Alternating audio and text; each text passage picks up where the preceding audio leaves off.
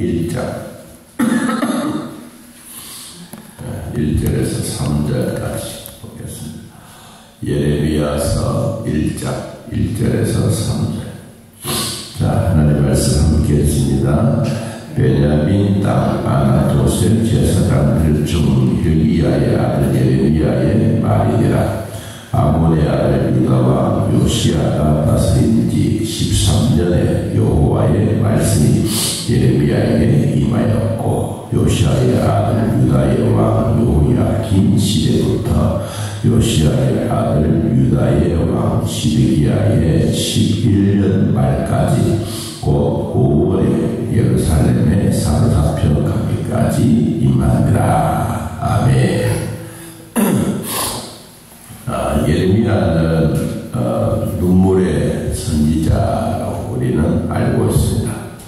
왜냐하면 시대가 악하고 또 힘들고 어렵고 또 백성들은 하나님과의 거리는 점점 멀어지면서 하나님이 예레미야에게 주셨던 그 사명 생각을 하니 참 눈물의 앞길을 늘 가렸습니다. 오늘 시대적인 환경을 이렇게 이야기를 하는데 3절 그 부분에 보면 시드기야의 11년 말까지 곧 5월에 예루살렘의 언부까지 사로잡혀 가기까지, 그러니까 포로 생활로 잡혀서 백성들이 바벨론으로 가기까지, 그러니까 백성들이 얼마나 하나님의 마음에 속 터지게 힘들었던 그 상황을 이야기를 합니다. 자, 아무리 시대가 힘들고 어려워도 하나님의 선지자는 어느 시대에 어느 장소에 상관없이 하나님이 부르십니다. 예레미야라고 하는 이 이름의 뜻은 하나님께서 건너가게 하신다, 또 건너가기도 하고 던지신다, 물건을 던진다 뜻이처럼 하나님은 예레미야를 하나님에게 던져버린 아주 우리로 말하면 신앙이 독특한 사람, 자기의 생명 걸고도 하나님의 일을 하는 사람, 이 사람이 누구냐? 예레미야다. 이 예레미야는 이 예레미야서의 주제가 뭐냐면 이 하나님의 심판과 백성들의 회복입니다. 회복이 되어가는 그 시기적인 면을 보면 이 예레미야는 두 왕을 거쳐갑니다. 하나는 요시야 왕, 또 하나는 시드기야 왕. 이 아주 악한 왕들과 함께 살아가는 거예요. 우리 시대도 그렇잖아요. 좋은 지도자를 만나면 태평세월이라고 하는 단어가 있습니다. 그런데 악한 지도자를 만나면 누가 뭐라 그래도 고생 많다, 힘든다, 이런 얘기가 있는데, 이 예레미야 시대 때, 요시야 시드기야 왕 시대 때 아주 악한 왕들이어서, 그래서 항상 어디를 가면 이 선지자이지만 선지자의 대우를 받지 못하는 거예요. 왜냐하니까 자기들 마음에 하나님의 마음을 가지고 백성들을 지도하라고 이야기하니까 이들에게는 마음에 자꾸 걸리는 거예요. 저 선지자가 없으면 우리 마음대로 할 텐데, 요사이 이제 야당과 여당의 이런 모습들을 가만히 보면 저 없으면 우리 마음대로 할 텐데, 막 이런 생각을 가진 것처럼 이 악한 마음들이 있으면 하나님의 편에 서 있는 사람들은 항상 쫄리는 거예요. 항상 주변에 막 무섭기도 하고, 인간적으로 보면 무섭잖아요. 그래도 예레미야는 물 없는 구덩이에 빠지고 생명의 위기 있어도 꼿꼿하게 하나님은 살아계신다 하고 담대하게 외치는 이 예레미야의 모습을 우리는 보게 됩니다. 자, 그러면 예레미야가 하나님으로부터 임했던 그 시기적인 이야기를 하고 하나님이 예레미야를 선택하신 내용이 나옵니다. 4절, 여호와의 말씀이 내게 임하니라. 하나님이 예레미야에게 임했습니다. 그러면서 하나님이 예레미야에게 뭐라고 말했느냐? 내가 하나님이 너를 예레미야를 어디에 모태에 짓기 전에 너를 알았고 네가 배에서 나오기 전에 너를 성별하였고 너를 여러 나라의 선지자로 세웠노라 하시기로. 이 하나님이 예레미야에게 말씀을 하셨을 때 모태에서 우리로 말하면 이 결혼하기 전에 이미 그 영혼을 하나님이 만들어 놓고, 두 번째 배에서 태어나기 전에 하나님이 남자나 여자를 성별을 만들고, 세 번째 네가 태어나서 뭘 할 거냐, 앞으로 선지자의 일을 하게 되겠다. 이 이야기를 하나님이 예레미야에게 말한 거예요. 그럼 예레미야는 이미 태어났잖아요. 이미 태어났는데 언제부터 알았냐? 태어나기 전부터 내가 만들어 놓은 이 영혼을 너의 엄마 뱃속에 넣고, 그리고 이 예레미야가 선지자의 사역을 감당할 수 있도록 다 준비했다. 하나님의 계획이 뭐냐? 철두철미한 계획이다. 여러분, 이 예레미야의 이야기를 들어보면 우리도 뭐요? 우리도 하나님부터 부름을 받기 전에, 또 하나님이 나를 선택해서 하나님의 백성으로 삼을 때 얼마나 철두철미한 계획이 있어요. 이 계획을 우리는 잊어버리면 안 됩니다. 아이고, 나 같은 사람 택해가지고 이렇게 힘들게 만드는구만. 여러분, 그것이 아니라 하나님이 나를 선택해 주셨을 때 아주 세밀하고 계획적이고 구체적이고, 이 내용들을 오늘 예레미야가 우리에게 말합니다. 근데 이 얘기를 들었던 예레미야의 대답이 뭐냐? 하나님, 슬픕니다. 주 여호와여 보십시오. 나는 아직도 아이입니다. 말할 줄도 알지도 못하는 일입니다. 하나님, 나는 아직도 이런 일에 경험이 없고 이런 일에 무지합니다. 왜 하필이면 나를 택해서 이런 일을 맡겨주십니까? 그랬더니 하나님이 예레미야에게 말합니다. 너는 아이라 하지 말고 내가 너를 누구에게 보내든지 너는 가라. 내가 네게 무엇을 명령하든지 너는 내 말에 힘을 실어 말해라. 너는 그들 때문에 두려워하지 말아라. 내가 너와 함께하여 너를 구원하리라. 나 여호와의 말이니라. 자, 예레미야가 이 이야기를 들었을 때 나는 아이입니다. 나는 경험도 없고 나는 부지하고 내가 백성들 앞에 이렇게 서서 하나님의 마음을 전하기도 어렵고, 지금 우리 시대는 아주 좋은 시대가 아닙니다. 선한 왕도 아니고 늘 악한 일인데 하나님 이것을 가지고 내가 외친다고 하니 내 마음이 두렵지 않겠습니까? 하나님, 나 안 할래요. 나에게 힘들어 안 할래요. 그래서 하나님 뭐라? 두려워하지 말아라. 내가 너와 함께 하겠고 늘 내가 구원하겠다. 그랬더니 9절에 여호와께서 그의 손을 내밀어 내 입에 대심에 여호와께서 내게 이르시되 보라, 내가 내 말을 이 입에 두었노라.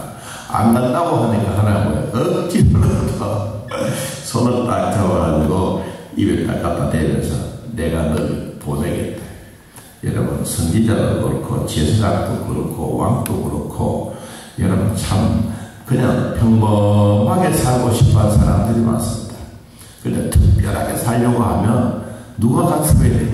하나님이 간섭해야 돼요. 예레미야는 하나님, 나 아직도 청년인데 내가 간다는 건 이거 말도 안 됩니다. 나를 보내주신다는 건 너무 어렵습니다.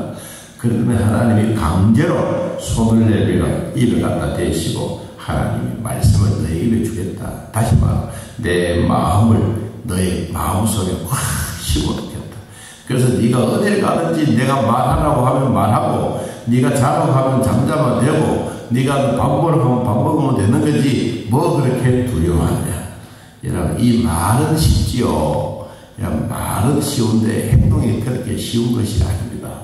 그런데도 뭐요? 예레미야는 끝까지 왕 앞에 가서 하나님의 말씀을 전하고 왕 앞에 가서 이러면 안 된다고 하니까 왕의 신하들이 이 예레미야를 잡아다가 물 없는 구덩이에 집어넣고 왕가의 시위대에게 끌려가고 이런 수많은 고난과 역경을 겪었습니다.